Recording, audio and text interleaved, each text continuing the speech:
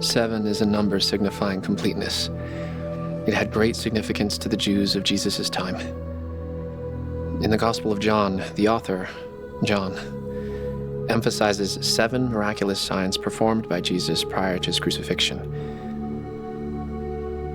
I'm the most qualified person to tell this portion of Jesus' story. I was the 7th of the miraculous signs.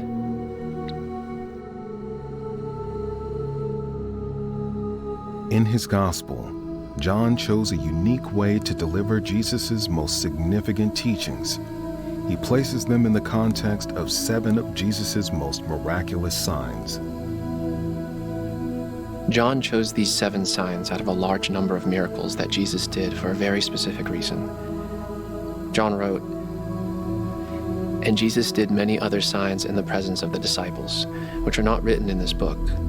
But these are written that you might believe that Jesus is the Christ, the Son of God, and that by believing, you might have life through his name." John specifically says that the first of Jesus' miraculous signs was turning water into wine.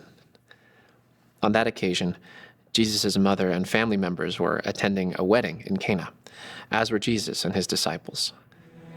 The wedding party was going well when the most embarrassing thing happened. The host ran out of wine. In that culture, that would have been a huge social disgrace and a bad omen for the newlyweds.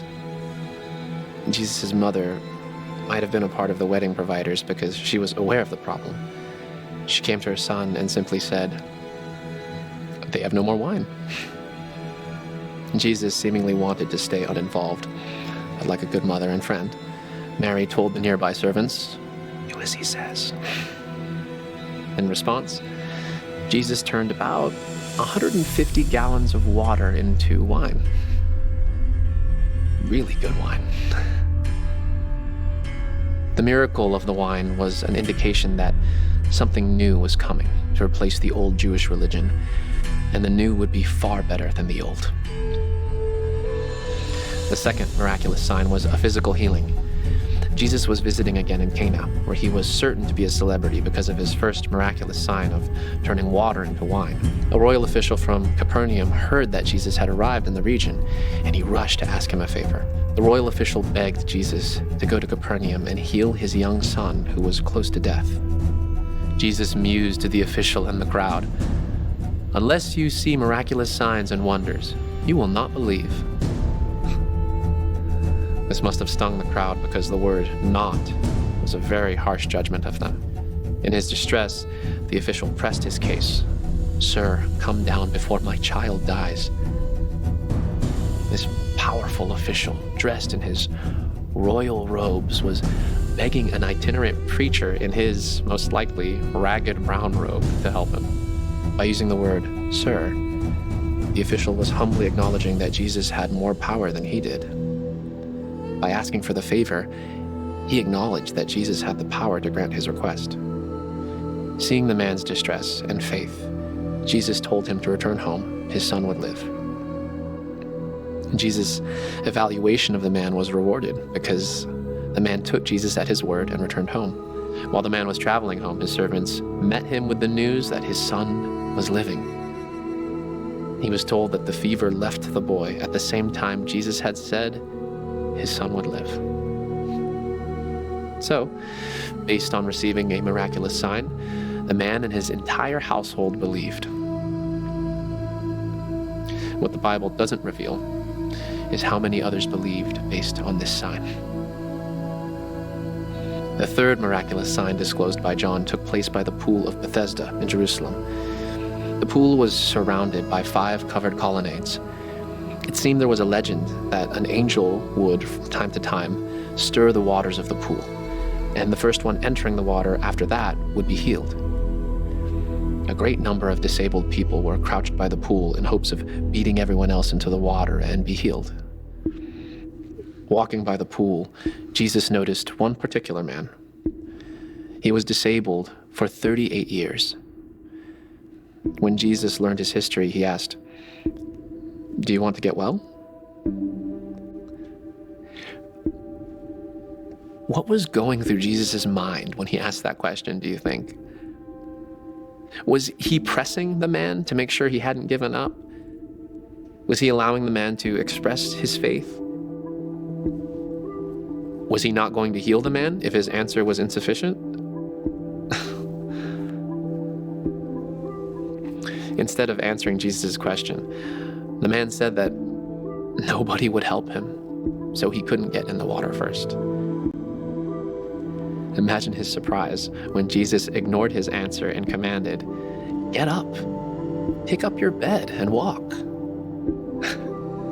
Imagine his immense joy when he was able to do just that.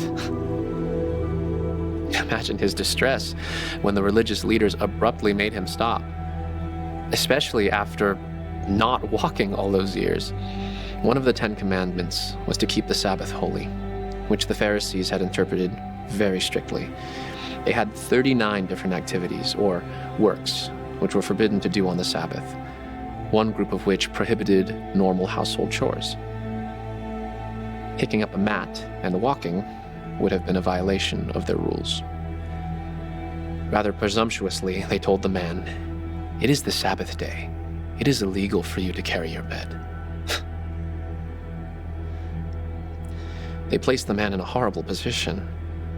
He was on the cusp of recognizing his dreams of being healed, attending the synagogue, and being a productive member of society.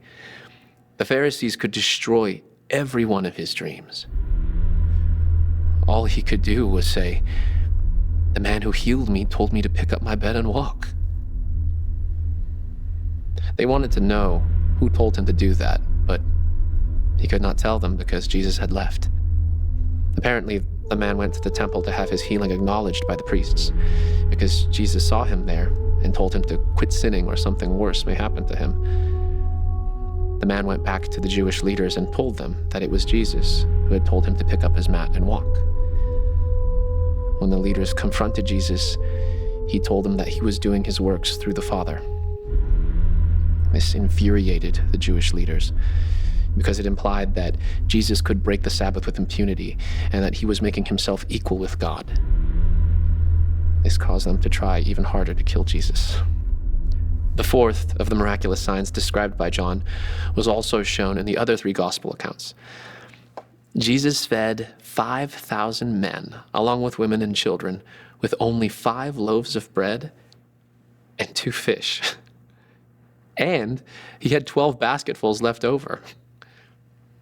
John specifically says that the baskets were full of the pieces of the 5 barley loaves. This miracle was so powerful that the people wanted to use force to make Jesus king, although Jesus didn't want that. The 5th of the 7 miraculous signs occurred the night after. Jesus went to a mountain to pray and sent his disciples in a boat to go to Capernaum. About 10 hours later, in the middle of the night, Jesus recognized that the disciples were stranded in the middle of the lake, rowing against a very strong wind. Jesus walked about 3 miles on the water. He was about to walk by the boat when the disciples saw him. They were terrified. "It is I, don't be afraid," Jesus said. When he climbed in the boat with them, the wind died down immediately. Recognizing his ability to control the weather and nature and to create bread miraculously, the disciples worshipped him as the Son of God. Incidentally, only Matthew gives us the detail that Peter walked on the water to join Jesus that night, but started sinking when his faith wavered. The 6th of the miraculous signs was a last straw for the Pharisees. It ensured that they would find a way to kill him. Already on their home turf in Jerusalem and already in their crosshairs, Jesus found another way to irritate them. He and his disciples were minding their own business when they walked by a blind man. The disciples asked, "Was this man born blind because he sinned or because his parents sinned?" They clearly thought that those were the only 2 possible alternatives. They still labored under the misconception that physical disabilities were the result of spiritual sin. And Jesus replied that the blindness wasn't caused by sin. And, he added, the statement that the blindness occurred so that the work of God could be displayed in his life. Jesus spat on the ground, mixed his saliva with the dirt, and pasted the resulting mud on the man's eyes. "Go wash in the pool of Siloam," he said. The man walked down to the south end of the city of David and washed, and came back with his sight. The leaders insisted that the incident was a fraud. They questioned the man's parents. They refused to acknowledge the power of Jesus for fear of being ostracized. The Pharisees continued to harangue the man, but he continued to defend the person who healed him. When Jesus found out that the Pharisees had thrown the man out of the temple, he went to find him. Jesus confessed that he was the healer. The man said, "Lord, I believe," and he worshipped him. Jesus remarked that he had come into the world so that the blind could see, which was an obvious dig at the Pharisees' spiritual blindness. When they complained, Jesus told them that if they were truly blind, they would be innocent. But since they claimed to see, they were self-condemned. And this brings us to the seventh and last miraculous sign. Me. My name is Lazarus. My sisters were Mary and Martha. Our family lived in the small town of Bethany, about 2 miles east of Jerusalem.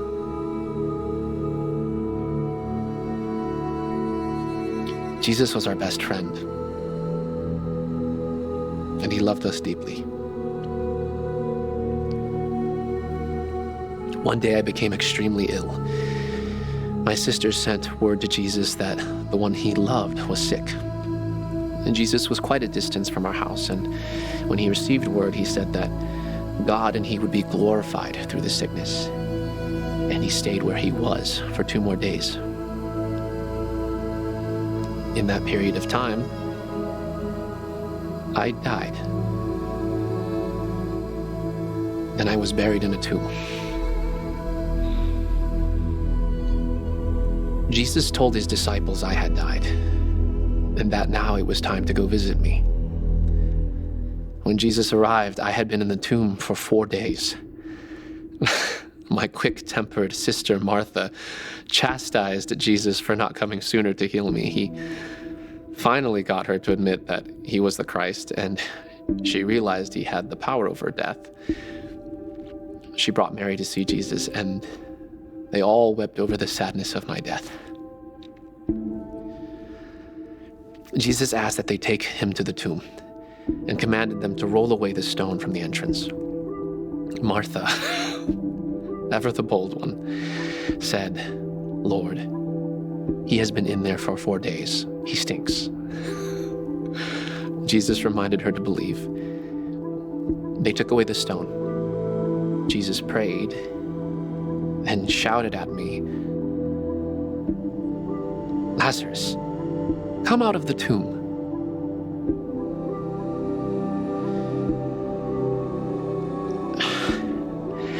How do I even begin to explain what happened next? I had been in the presence of God and angels. I had been experiencing heaven, or at least what I perceived to be heaven.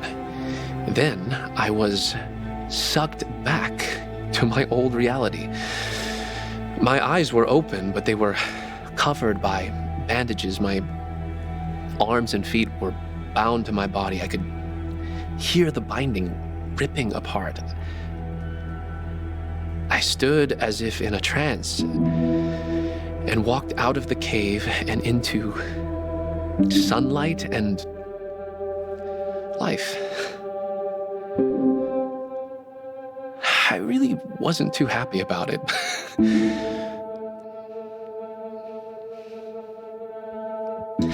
But how could I complain when it made my sisters so happy?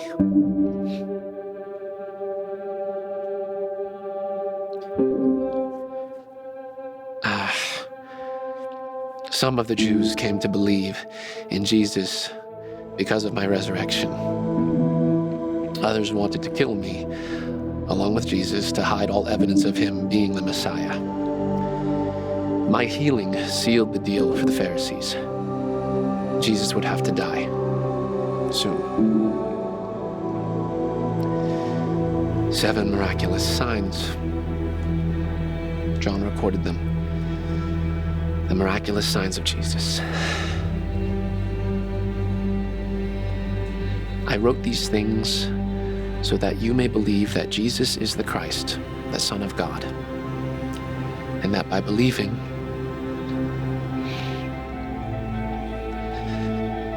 you might have life through his name.